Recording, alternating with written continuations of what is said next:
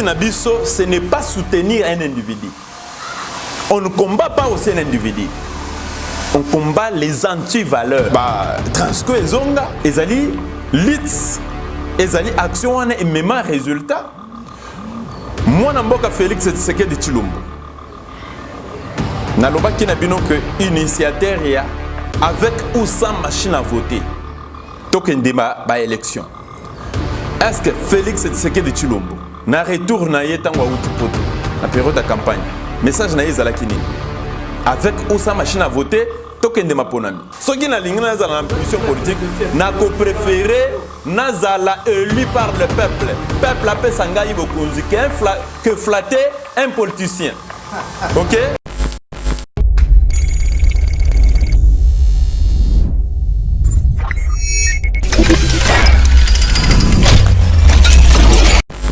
Mbote na balantinion so bazolanda biso de partout dans le monde les lots vraiment na plateau spécial oyo et yambeli bino mwana mboka Delorme Mposhi na micro ya Abigail Kilungu pour le compte de l'éco-politique na Eba TV ensemble na bande konanga Shadrack Balabebe oyo azabongo moko ya bapandi sango ya tokomi wapi télévision tozana elelo et aussi ndeko Fred Mbwangi pour le compte de l'émission Mozindo na CNTV biso misatu wana to koyambela bino moko ya bande qu'on a biso azali bongo activiste ya droit de l'homme Delorme Mposhi yende vraiment aza comme invité na biso na mokona lelo to komeka ko tuna mituna na makambo matali actualité politique de l'heure ya mboka na biso et aussi quelques points où ezali bongo ko lié na kati na makambo matali activisme ya mboka na biso invité na biso ya lelo Delorme Mposhi okoki d'abord ko se présenter na bao ba ebiote ba ebayo oza d'abord nani osala kanini na kati ya mboka na biso ya République démocratique du Congo. Mbote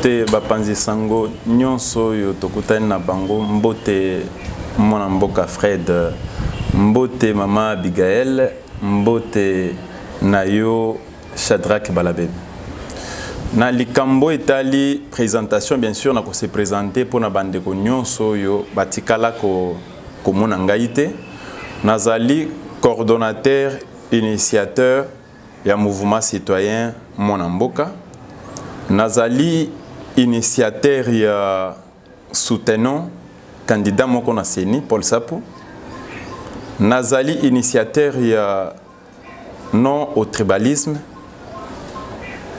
wana na 2019 tango maponami et botaka mbutu nazali initiateur ya loyer futamana franc-congolais.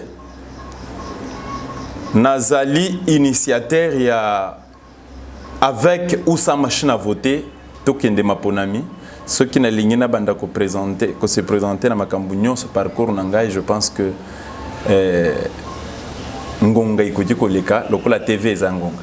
Mwana mboka Delorme Mposhi toyebi koza initiateur ya ba mouvement ebele mais o biso tokoki ko se pencher na ngona mokona lelo ezali bongo mwana mboka oyo ozali benza ko kamba pe sika vraiment oyo yebani mingi tokoki koyeba parcours ya mwana mboka ndenge obandaki na tindenge okomi lelo ezalaki ndenge nene. Merci maman Abigail. Je pense que na muke boyebinga malamu mouvement citoyen mwana mboka et Botama en 2015, c'était dit Congolais bazalaki mécontent ya kotala ndeko Kabila azalaki na volonté ya kotika bokonzité yango bana mboka basanganaki balobi na likanisi bapesi mwa likanisi ya kobanda kobondisa régime moko yo tobengaka régime sanguinaire, régime dictatorial au ilingaki kotika bokonzité. Na yango wana tomona kapé ba mouvement ezalaki mo ebele. De part et d'autre ezalaki na ba mouvement mususu oyo ezalaki soutenu par babandaki kozwa mosolo ou bien kanyaka na bande ko na biso bapaya pona komema mwa mbutu na mboka na biso. Alors biso en tant que ba nationaliste ba patriote to sanganaka to lobi ete to créer mouvement moko yeko banda ko défendre ba intérêt ya peuple congolais et non au profit il y a ba expatriés ou bien ba impérialistes, mais plutôt ils allaient au profit du peuple congolais. Et comme objectif il y a activiste nyonso ezalaka mouvement activisme ezalaka bazalaka ba sentinelle il y a peuple topona ki biso tozala tokende na politique activité tozala ba sentinelle il y a peuple. Voilà ndenge to se retrouver na lutte citoyenne. Peut-être na bino bapanzisa musala na bino ezali ko fouiller information. Boyo kaka ba rumeur te. Au fouiller information au tali alobaki boye. Est-ce que c'est vrai ça lema? Ngai na parcours na biso ya non tribalisme et memaki mia na changu. Tango ba publier résultat, mon amboka Félix Tshisekedi Tshilombo abimi président de la République. Biso nyonso tozalaki kaka na Kinshasa awa, boyo kaka combien de morts na chango. Ba empoisonnement ebandaki kotambola. Et puis après course na biso wana, est-ce que et continua te. Tango ba publier résultat na Kikwit ex Bandundu ou ekoma Kwilu. Batumbaka babisi ya Transco société ya Transco et betaka sete ke bakoti lisusu ko disposer babis ekendaka na Kikwiti te ndenge bauti ko tumba babis batumbaka babis à peu près 5 bis transport ya Transco et bandaki ko kende lisusu te ezali na lit na biso suivez-moi na sala ba intervention en direct à partir à Kikwiti et puis na mena démarche lelo tango toko lo banabino awa Transco ezonga ezali lits ezali action wana et même résultat moi na mboka Félix Tshisekedi Tshilombo na lobaki na bino que initiateur ya avec ou sans machine à voter tokende ba élection. Est-ce que Félix Tshisekedi Tshilombo na retour na yetango outi poto na période de campagne message na ezalaki nini avec ou sans machine à voter tokende maponami? Est-ce que ezali réussite ou bien ezali échec? Donc likanisi na biso à l'époque que je me souviens bien to salaka émission nazalaki na plateau ya Astrid Kalunga oyo azalaki mopanzi sango na RLTV. Tant to sali émission to zalaki menacé de tous les côtés botala ba action oyo ya avant presque ya suka ezalaki déjà to zalaki to bandaki ko sangana lisusu te. Tu vas se retrouver sur cette action à part. Pourquoi? Tant que tu as traité biso ba traître, tant que tu lobaka to pesa ka likanisi avec la machine à voter ou sa machine à voter ezali loko la mutu bo pesi au présenter ye biloko ya kolia au kamati nie au pakoli na biloko ya kolia mais mutu wana alobi boy ezala ba pakoli nie na biloko ya kolia ezala ba pakoli tenga na zolia elingi ko lakisa ete au bloquer na sa nyonso. Ndeko Kabila présente biso machine à voter. Tango a présenté biso machine à voter, na likanisi na biso parce que biso tozalaka ka sima ya batute muto alobi to beti maboko te to imetaka pe ba propos na biso. To salaka pe ba analyse na biso. To sala analyse alobi te pona ko bloquer ndeko oyo. Voilà likanisi na biso. To kende maponami ezala machine à voter, ezala machine à voter te, to kende maponami condition ndeko Kabila za la candidate. Voilà likanisi ya Félix Tangwazongi. Asali loko wana biso tokenda ko soutenir. Lelo na machine à voter wana moto bimisa président Félix Tshisekedi. Est-ce que ezali réussite ou bien ezali échec? Alors, ceux qui na lingina koba lisusu loyer à monnaie locale. Et loko esali que ezate ke totiki bitumba wana te. IDPS lelo azali na bokonzi. Eza même jour où ba créer IDPS oh bazo pouvoir te 37 ans après. Donc ezali lit moko tangu to koti kuna tozo kuta batu ya ba moyen ba bayer ba organiser comité na bango otoko benga comité de corruption. Tangu tozo revendiquer tozo mener ba démarche comité wana musala nango ko corrompre. Bota la bilili parce que zalaka kachete. Action na biso ya liboso. Le lendemain, comité ya ba bayer, ba ke kokutana na mwana mboka Pius Mwabilu ministre ya urbanisme habitat ba pesa ya enveloppe ezalaki pona nini poyo kanate bilili balaki sango pamba te bilili y compris même la chaîne na ye eleka soki bolingi na la kisabino yango maloba na koloba awa mutu moko akoki kolika contredire ngai deuxième jour ba pele bandi ko sonner tolingi koyoka makambo wana te soki tolingi to koma na niveau nazo ba pele y compris même ya famille biologique na ngai mais malgré tout ça totikala ko changer position te ezali eloko moko couvert par batu par ba escroc ba sangana bata moi masolo na bango moi mbongo na bango esika wana soki emema kimia te pona nini parmi batu ya FCC mutu nini ya liboso akendaka kotoke porte ya cash ou bien ya union sacrée okomona mutu ya liboso na FCC ezalaki Pius Mwabilu c'est parce que bisika azali balobi na ye que sika ezali lisusu te po okoti ko trouver solution te lokola ba politicien na biso balukaka ba positionnement au lieu ko luka ba solution yango lelo soki botali malamu azali mutu ya liboso akende ko luka positionnement et pas ya mokonzi ya mboka ka ndenge ba politicien nyonso bazo luka ba positionnement alors okoloba na ngai que l'action na bizno nyonso bomenaka et trouvana une solution te. Je tiens encore à vous informer moi na mboka Shadrach que nazali initiateur il y a action ya non à la xénophobie. Xénophobie banda ko salema en Afrique du Sud. Bolanda bilili na Congo batu ya liboso batelemela eloko wana ezalaka Lubumbashi bolanda bilili soki bozali na ngote botala ou bien bo cliquer non à la xénophobie Lubumbashi bokomona et même nini batu mususu interprétant croyant que je t'ai financé par Moïse Katumbi je t'ai financé par bato batanga kawana mais et même et comment et même mon pépé mususu parce que bato ba comprendre l'initiative likanise ezalaki malam et lelo tango to koloba na bino kimia ezonga na Afrique du Sud, je suis aussi l'initiateur Moutoua Telemela parmi l'action Otali parce qu'il faut d'abord comprendre la différence entre les mouvements citoyens Moussous. Nazali Moutouya Liboso, Nabanda, côté Lemela l'ambassade. Informez-vous.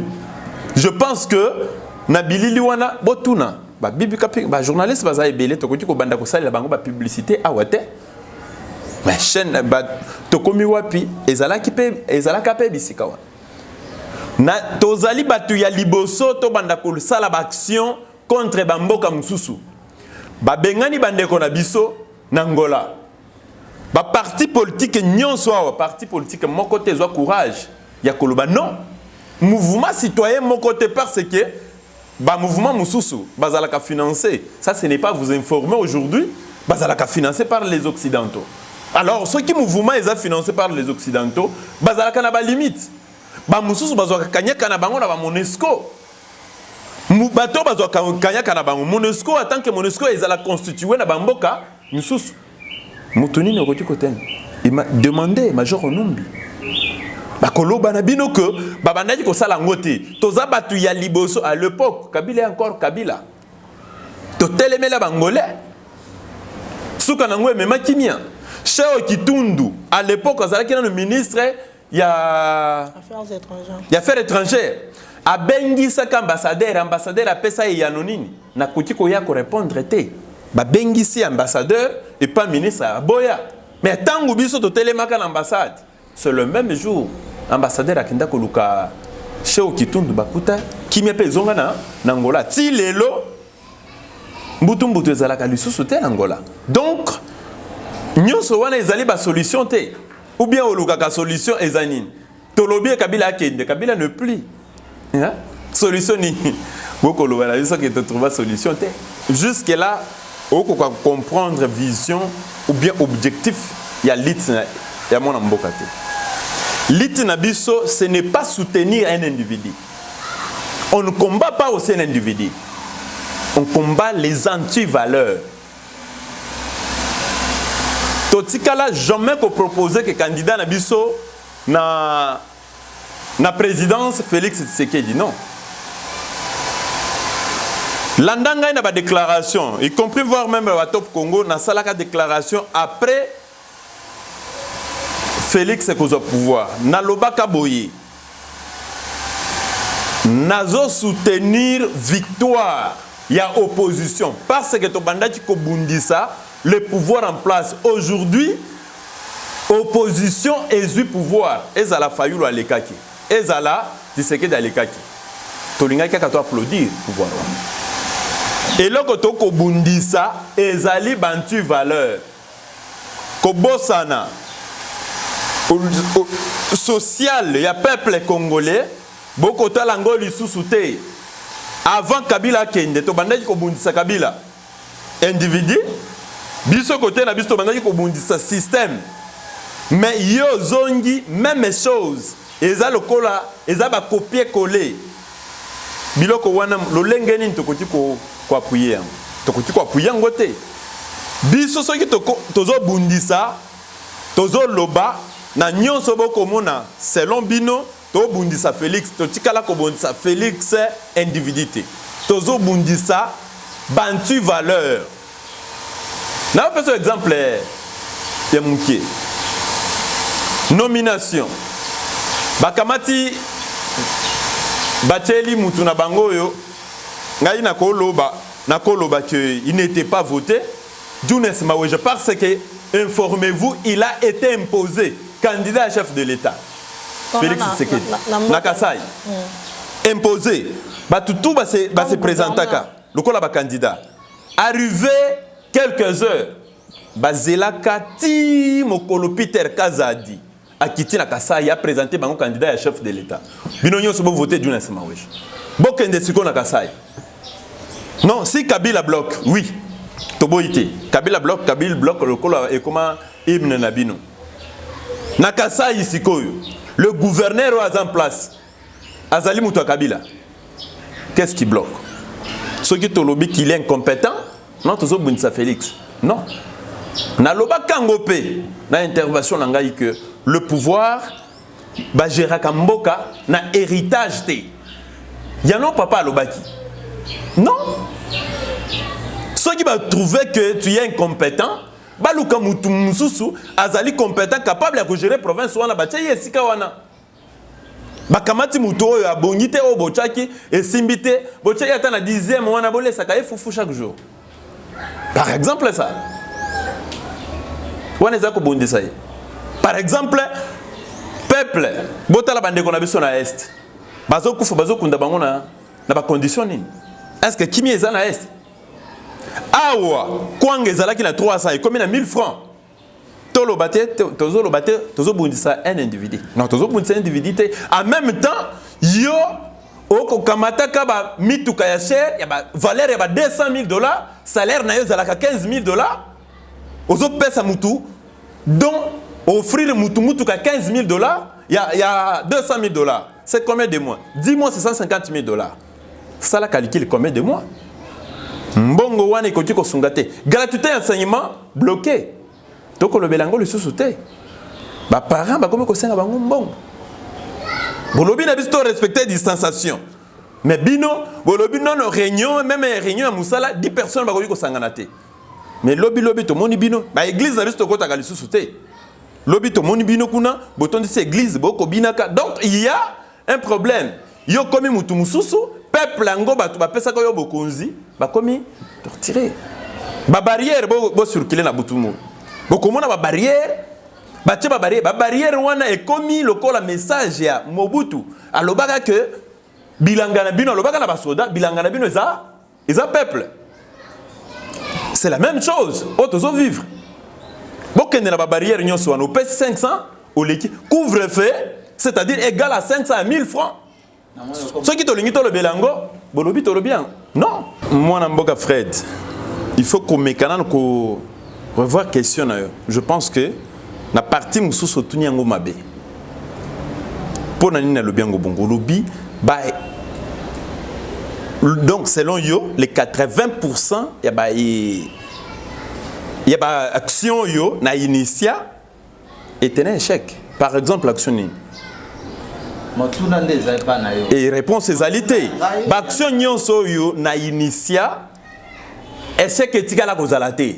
Na koloba, l'action yo to initia 100% réussite. Non, c'est-à-dire quoi?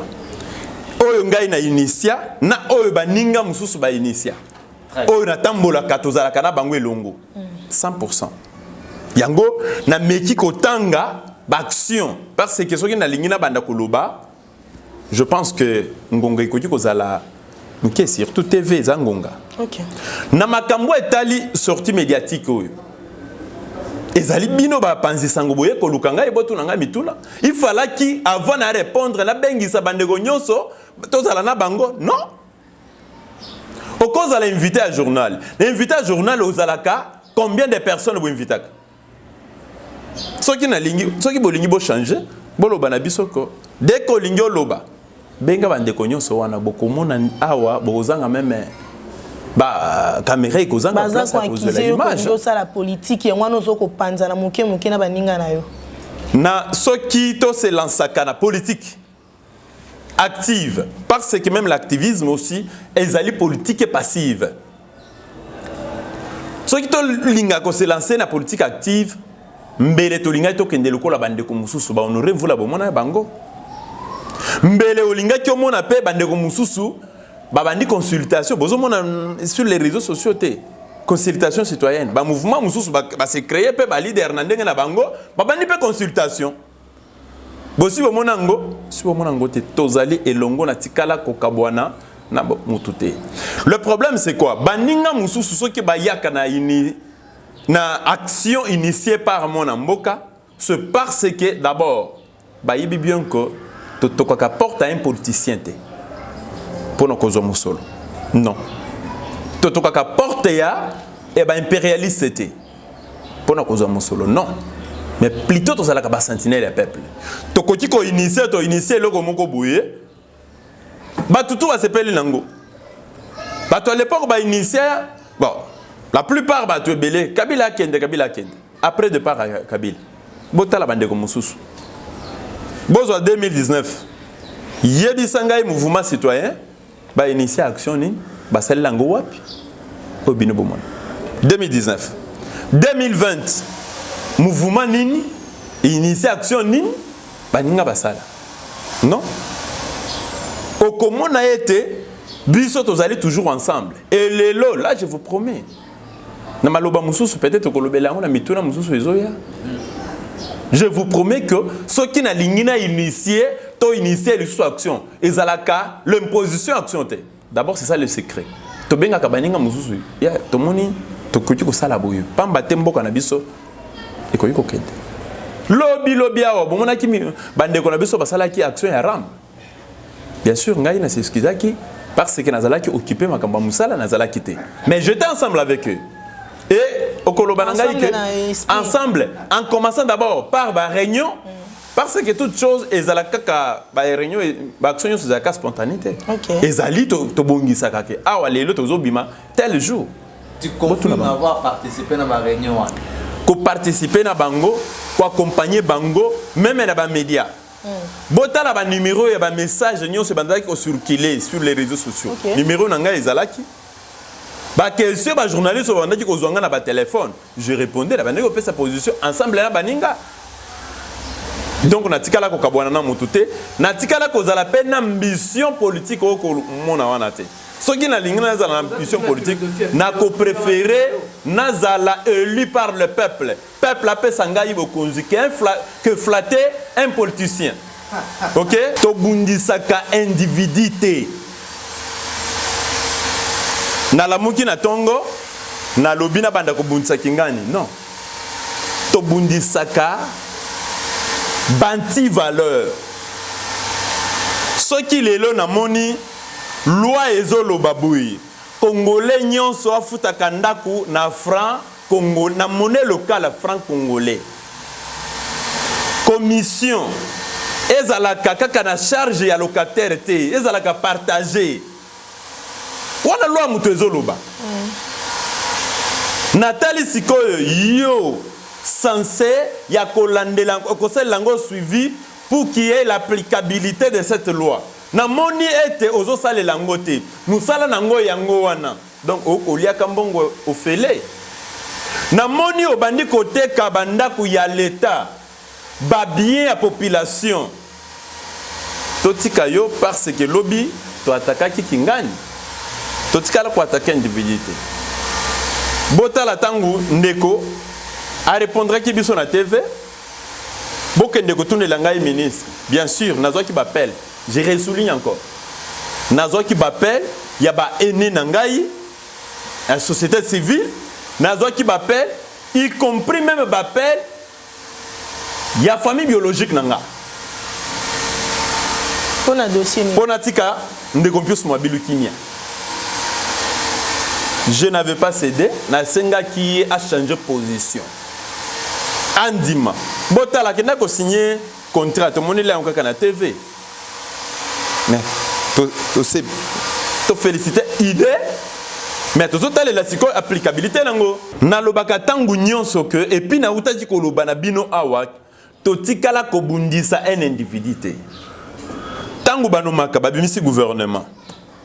Bumona ngai na leki na média na lobiki ngani azala na gouvernement te. Non. To beta kanga maboko. Mais lorsque okei bisika wana to moni ke simbate. Ozo servir ta famille biologique, ta famille politique. Et puis to beta lango maboko. Mais non. Total indeko. Il y a un problème. Yende aza autorité compétente ya bisika wana. Yende il fallait qu'il applique loi. Alande la suivi. Ya loi wana. Mais total indeko incompétent de les faire. Tolobi oza incompétent. Yango tozwa ki na luguta ki kolobana bino awa. Pour nous faire peur et puis tokangi pe mon côté. Tobandi kotale la bajou. To pesiye bajou. Parce que loi ezolo bana biso ko ceux qui au moni okei ko kotisa. Demande na bino. Bokoji ko kotisa. Memo na bino. Bokoji ko tale lango pendant 3 mois. Ceux qui mo konzi wana ko sale la yango. Tobandi ko tala. Est-ce que ko sale to ko sale la te? Tokozonga lisoso na nzela. Pona mukie, pona ko talisa yo. Ezali ya finga babe natikala ko finga mutu te. Natikala ko finga te. Activiste nyonso finga gate. Mais plutôt peut critiquer. Akoti ko loba, akoti ko talisa yo oyo zaleli. Mais akoti ko finga yo te. Bola kisangai nulle part na finga mutu. Soki ba lobi na yo kingani afinga kingani. Bako seka yo. Tozo bapel. Ya ba ene na ngai ya société civile. Nazo bapel ya ba mi. Tango to na koloba ba mi. Entourage na ngai. Baninga mususu pe ya presse. Y compris même ma famille biologique. Basenga ngai totika eloko wana na loba na bango. Ce n'est pas moi et on ne combat pas aussi un individu. Biso tozo senga ye. Alcha ba stratégie na ye pour qu'il y ait cette applicabilité. Il y a loi est à l'appliquer. Tu m'as dit qu'on reprochait Kabila Lobini. Tu m'as dit qu'on reprochait violation de la constitution. Et bon, au régime, il faut qu'il y ait toujours la continuité. Tu vois, Ndakimi. Reproche pas à la politique, loin de la population en tant que mouvement et société civile. C'est ça la mission. Voilà la mission Nabiso. C'est-à-dire, ils ont au profit. La loi, ils ont protégé quand même les locataires. Parce que les loba, locataire à côté ko banda commission, à côté ko banda ko futa 100% T. C'est-à-dire, au cas où on a qu'on a eu pesa un mois à commission. Non, ce n'est pas ça ce que dit la loi. Au ko pesa 50%, 50% bazuin bailleur à pesa 50%. Parce que ezaka yomo ko mutuzo bénéficier service T. Vous avez des cas de bénéficier service. Bailleur, azana posa ba lukela ye client, aya kokota na ndaku na ye, locataire azana posa na ndako service ya commission ndezo sunga bangonyo somi bale bazo bénéficier na service one.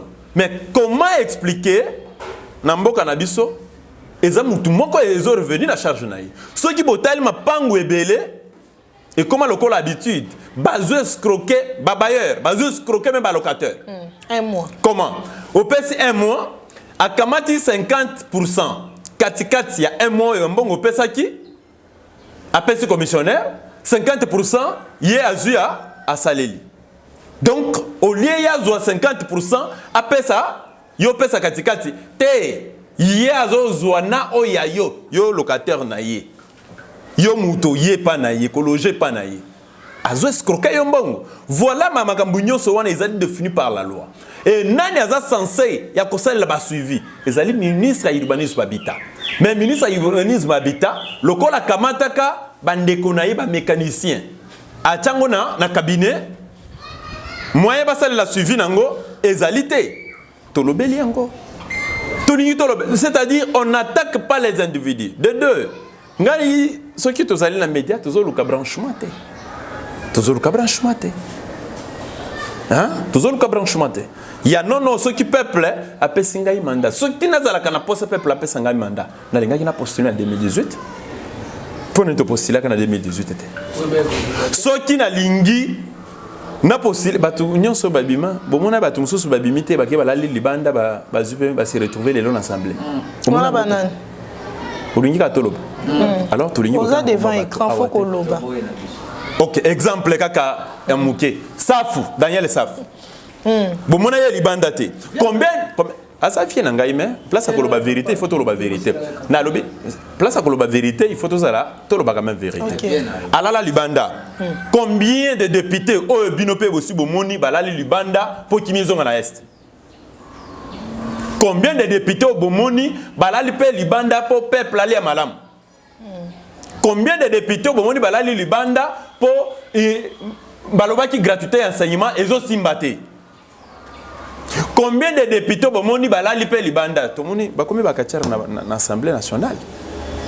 Alors ce qui nazala ka posa ya kozala est-ce que ba député ngonyonso bazali kaka voter? Il y a les députés nommés. Et alors ce qui ngai pe na lobaka ke na posa na zo mandat wana. Il a procédé même par la corruption. Je ne peux pas le faire. Moi, Mboka Delorme Mposhi, état de droit, cheval de bataille à Félix Tshisekedi, ou vraiment, tu es biqué, aloba qui est Koko Tenena, Bokonzambo Kanabiso, à côté de Mela Plus, état de droit, il faut dans la Katambo Kanabiso.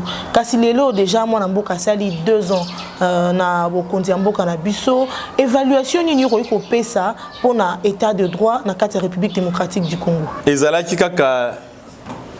Makambo etali état de droit ezalaki kaka volonté ya Félix était. D'abord il faut komeka ko zonga sima muke que ezali eloko asaleli vision ya Etienne Tshisekedi. État de droit. Mais ekoti kozala pe malamu. État de droit ezali pe libération ya batu bazali accusé ya kozala complice ya assassinat chef de l'état. Wana ezali pe état de droit. Biso to bandaki kosenga libération ya Edi Kapen, pas libération ya Edi Kapen mais plutôt ba réouvrir dossier na yi. Balinga ba libérer Bongo te. Le fait de libérer Bongo en d'autres termes ça veut dire que Félix était pour quelque chose, l'assassinat musée. Félix Tshisekedi. Il fallait qu'il ba ouvrir dossier. Ba sambisaye, ba koutaye qu'il est innocent. À ce moment-là, Batiki.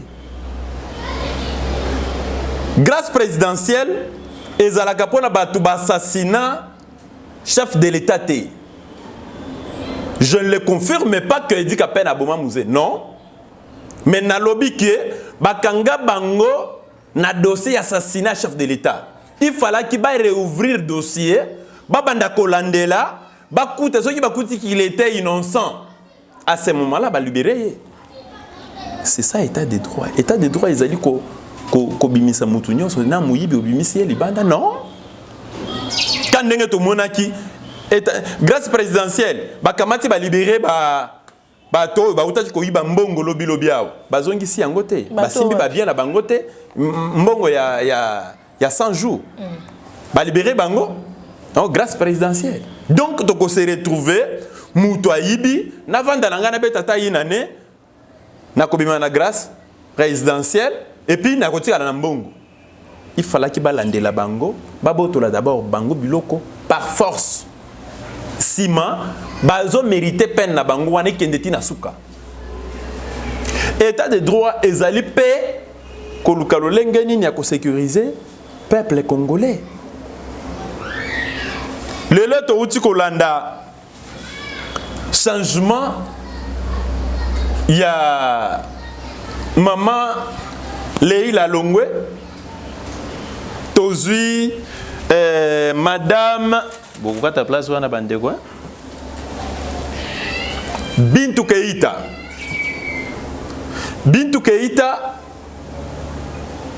azali guinéenne na Guinée d'abord baza na problème kimia ezalité baza na problème ya dictature tolingi kotika pouvoir te mais to ko se retrouver mutu wana akoya kopesa kimia nini na mboka na biso batu pe ba garder silence mutu moko tazo le belango voilà état de droit tozo luka mutu ayibi bien sûr bokangi pas seulement kokangaye kamere bazo biloko muke biloko ebeleza ya kamere oui ozana ba biloko ya ibaki wana ezaki contenu ya nazana ba preuve nazana ba preuve na laki sio ke omoni oyo basombango na mbongo boyo basombango boyo omoni oyo ya ngoyo na lobelaka rumeur te vidéo et alors c'est ça l'état de droit bien sûr réussite na koloba tozana na 40%.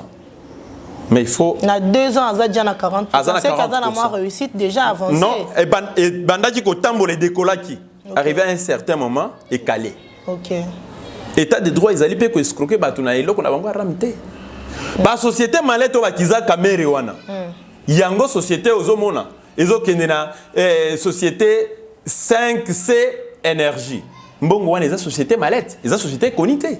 OK. Nyoso wana nini? Couvert par la présidence. L'état de droit est aussi que nous allons protéger ce peuple-là.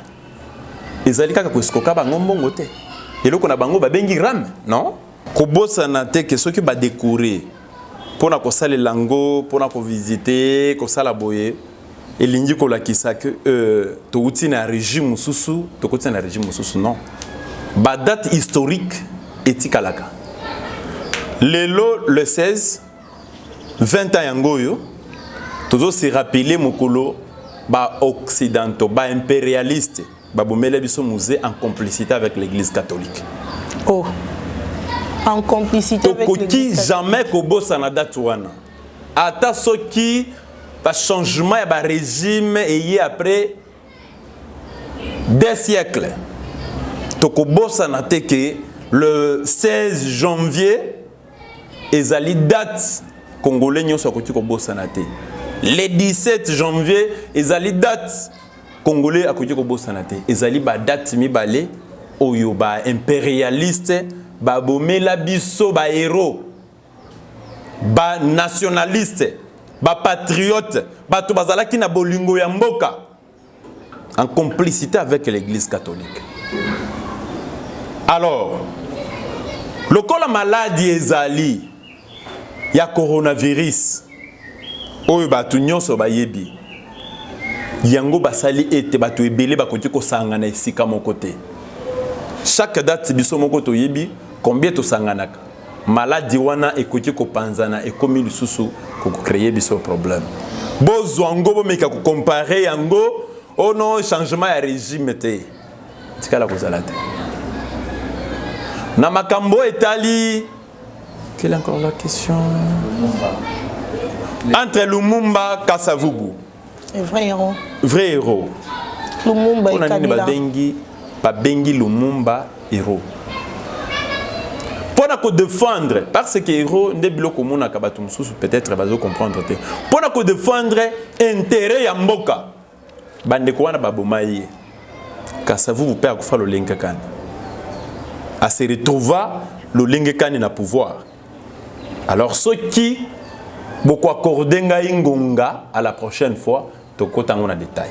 Mais pour na lelo lokola bandeko balakisi na biso ete ngonga na yo to pesa ki yo mokolo lelo esili moyen tokota lisusu na détail. Voilà, merci mingi bandeko balandi to komi na suka émission na biso ya lelo to yambela ki bino mona mboka Delorme Poshi. En tout cas merci na ye ndenge andima ki bongo invitation na biso na moko na lelo. Merci na bato nyonso vraiment o bakozwa libaku ya kolanda biso na ba chaîne na biso notamment to komi wapi télévision avec Shadrack Bapebe Balabebe. Notamment na chaîne Tokomi Wapi télévision avec Shadrack Balabébé et puis na chaîne Nangape ya Yeba TV na émission éco-politique Abigail Kilungu Bukolanda Bisope et pas moi na mboka Fred Mbwangi na CM TV avec émission Mozindo et enfin moi mboka Trésor Kanumbi pe azalaki na biso elongo bien qu'elle s'est présenté mais Bukolanda ngope na kati ya Waba Sango vraiment merci na bino lisusu merci l'équipe technique bomba o ba accompagner biso na mokona lelo. En tout cas, nous sommes tous ceux qui sont biso na bino tokomona na mikolo mikoya.